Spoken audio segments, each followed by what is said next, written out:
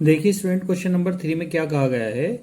If 10a plus B is equals to root three and 10a minus b is equals to 1/√3 और a plus b greater to 0 और less than और equals to 90 ये होना चाहिए, और a greater b है। Find a and b, a और b की वैल्यू आपको फाइंड करनी है। तो देखिए किस तरह से करते हैं। सबसे पहले ये गिवन है 10a plus B is equals to √3, ये लिखते हैं। ठीक है, तो 10a प्लस बी। अच्छा, 10 में टेबल के अकॉर्डिंग √3 किसकी वैल्यू होती है? 10 60 की वैल्यू होती है।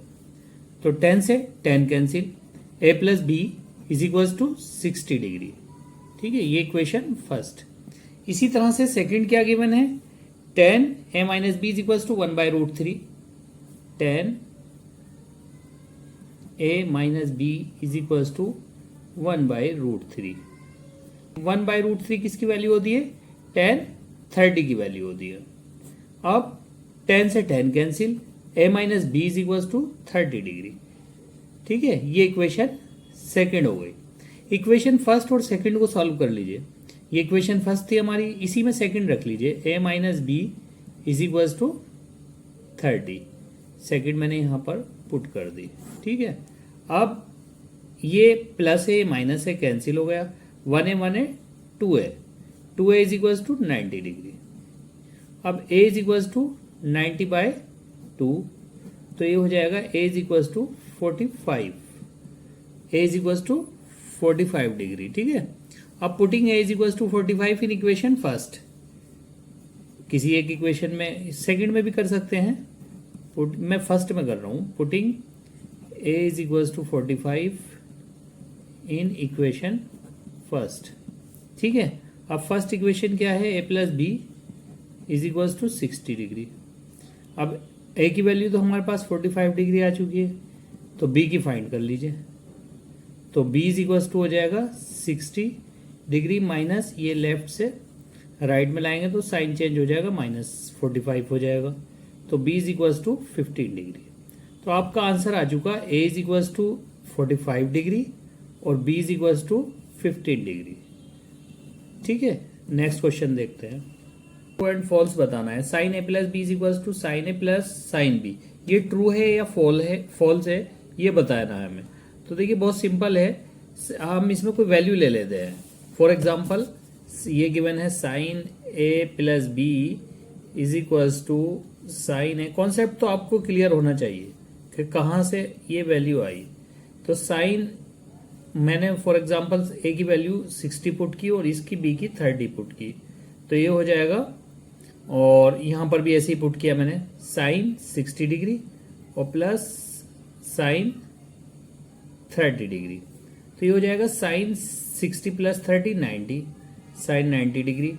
और ये हो जाएगा साइन 60 की वैल्यू क्या होती है, टेबल के अकॉर्डिंग देखते हैं। साइन 60 की वैल्यू होती है √3/2, तो √3/2 लिखा मैंने।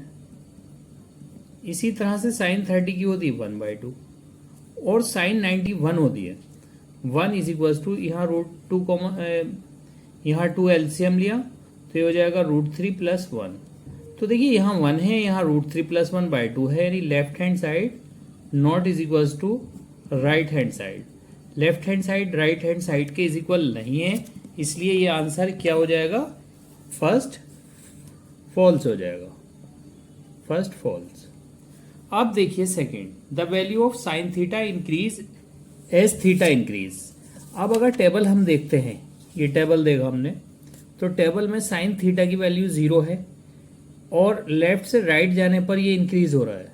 ठीक है, इंक्रीज होता है जैसे जैसे थीटा बढ़ रहा है। पहले 0 है तो वैल्यू 0 है, 30 है तो 1/2 हो गया, 45 है तो 1/√2 एंड सो ऑन, इसी तरह से इंक्रीज हो रही वैल्यू। तो इसका मतलब ये क्या है? ये ट्रू है, तो आप इसको ट्रू लिख दीजिए। थर्ड वैल्यू है the value of cos theta increase as theta increase. जैसे थीटा इंक्रीज होता है वैसे ही कोस थीटा की वैल्यू इंक्रीज होती है। ठीक है, लेकिन देखिए यहाँ क्या हो रहा है? डिक्रीज हो रहा है। पहले 1 है, फिर √3/2 है, फिर 1/√2 है, फिर 0 हो जाता है। तो इसका मतलब ये क्या हुआ? डिक्रीज हो रही है वैल्यू, तो ये फॉल्स है। ठीक है, नेक्स्ट कहा गया है sine theta is equal to cos theta for all value of theta, यानी सभी वैल्यू जो है साइन थीटा की कोस थीटा के इक्वल होती है। भाई यहाँ साइन जीरो की वैल्यू जीरो है, यहाँ वन है, इक्वल तो नहीं है। यहाँ 1/2 है, यहाँ √3/2 है। यहाँ 45 पर तो इक्वल है, 60 पर √3/2 है, 1/2 है। यहाँ पर 1 है, 0 है, तो इसका मतलब ये भी क्या हुआ, ये भी फॉल्स हो गया। ठीक है। फिफ्थ पार्ट में कहा है cot A is not defined for A is equals to 0, यानी कोट ए नॉट डिफाइन होता है ए इज इक्वल्स टू यानी जीरो वैल्यू पर नॉट डिफाइन होता है, तो इसका मतलब ये क्या है, ट्रू है। ये एक्सरसाइज आपकी कंप्लीट हो चुकी है। आशा करता हूँ आपकी समझ में आई होगी।